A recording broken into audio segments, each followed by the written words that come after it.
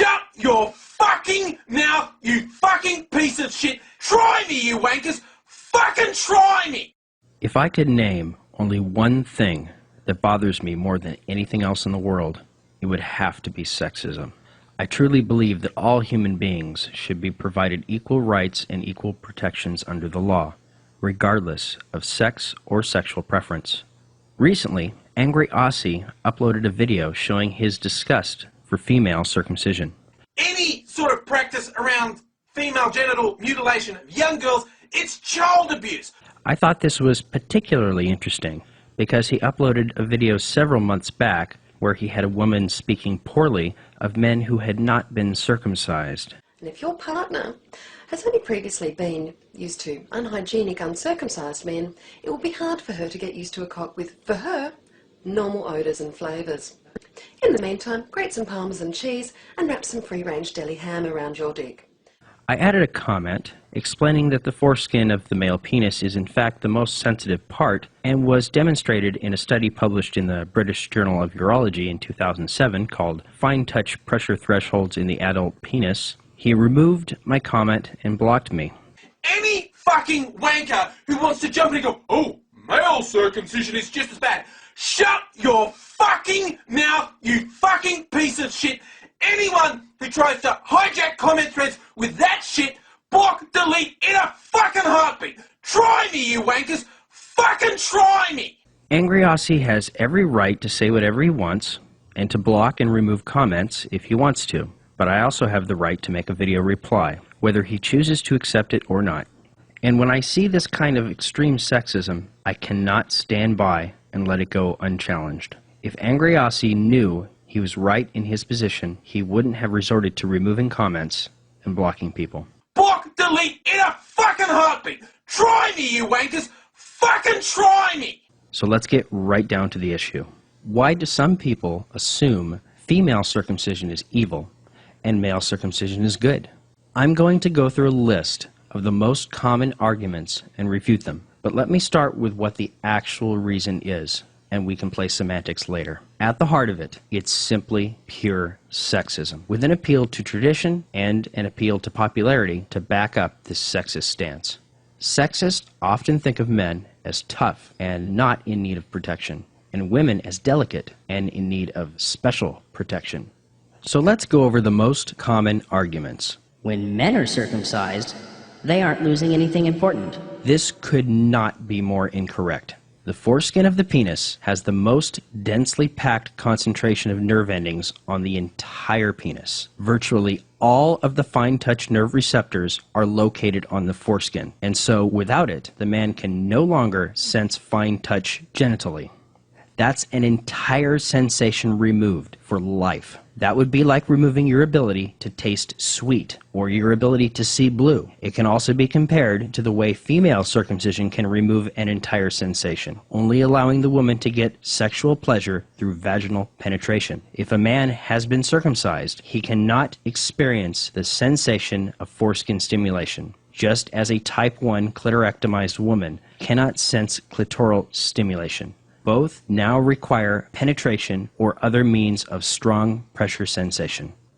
But when a woman is circumcised, she can no longer enjoy sex. This is simply not true. You will not hear this from circumcised women in Africa and in the Middle East. You will only hear this repeated in Western culture. It's incorrect. A female circumcision can reduce pleasure, like male circumcision. And it can remove important sensations, like male circumcision, but it does not completely remove the ability to enjoy sex in most cases, just like male circumcision.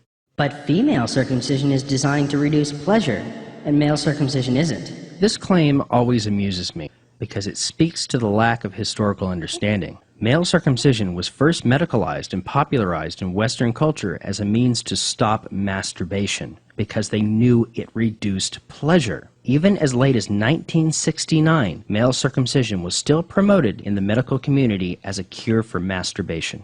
As soon as it was better understood that masturbation was not harmful, that argument disappeared. But the practice, which started to try and curb masturbation, didn't go away.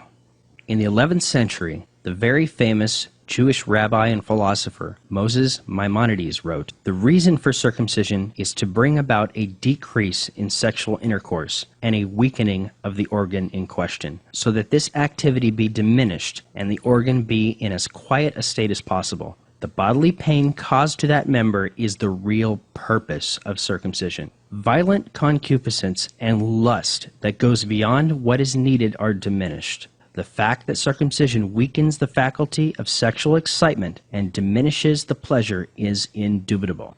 But with female circumcision, they sew the vagina shut. That's called infibulation, and it's one of the least common forms of female circumcision. Just because it's rare doesn't make it right, but don't make the mistake in assuming that female circumcision requires infibulation. But male circumcision has health benefits. Female circumcision doesn't have health benefits. The male and female structures both develop in utero from the same parts. It shouldn't be of any surprise that what might affect one gender might likely affect the other in the same, or at least in a very similar way. For example, in 2 studies, female circumcision showed a decrease in HIV transmission. If it's true that male circumcision can reduce HIV transmission by removing many of the Langerhans cells, it shouldn't be of any surprise that removing the inner labia, outer labia, and clitoral hood might have the same result, as these areas of the female genitals are densely laden with Langerhans cells as well. Or we could just use a condom. I find it interesting that the parts of the genitals that feel the best also seem to be the most susceptible to HIV infection, at least according to some studies. So how much pleasure is it okay to remove to reduce HIV infection? The answer is none. Unless we're talking about adults giving informed consent to remove parts of their own genitals, children don't have the voice to make that kind of decision. But if boys aren't circumcised, they'll get stuff under there. You would think this argument would only be made by male virgins who've never seen a vagina in real life before. The female vagina has many more folds of skin and produces much more moisture. If the folds of the vagina are not washed regularly, a fluid called sebum can collect with the shedding of dead skin cells. This produces a cheesy substance with a fishy smell. Should we hack off the outer labia, inner labia, and clitoral hood to keep these areas dried out so this doesn't happen as easily? Or should her parents instruct her to clean that area while bathing? It's much harder to clean a vagina than it is to clean an intact penis with a foreskin. But the penis looks better when it's circumcised. That's a matter of opinion, and it's almost exclusively held by those who live in circumcised cultures. Many female porn stars get labiaplasty, and some even get their clitoral hood removed. This is their right as adults, but it would be illegal to perform a labiaplasty or a hoodectomy on a newborn baby girl. That kind of cosmetic surgery has to be left to the owner of those parts. These are not birth defects that require intervention. Every girl is born with a labia and a clitoris. Additionally, every boy is born with a foreskin. Any fucking wanker who wants to jump in and go, oh, male circumcision is just as bad. Shut your fucking mouth, you fucking piece of shit. Anyone who tries to hijack comment threads with that shit, block, delete in a fucking heartbeat. Try me, you wankers. Fucking try me. I would suggest that you stop making assumptions and do your research before stating opinions, especially while screaming them at the top of your lungs in a sexist fit of rage. Thank you for your time.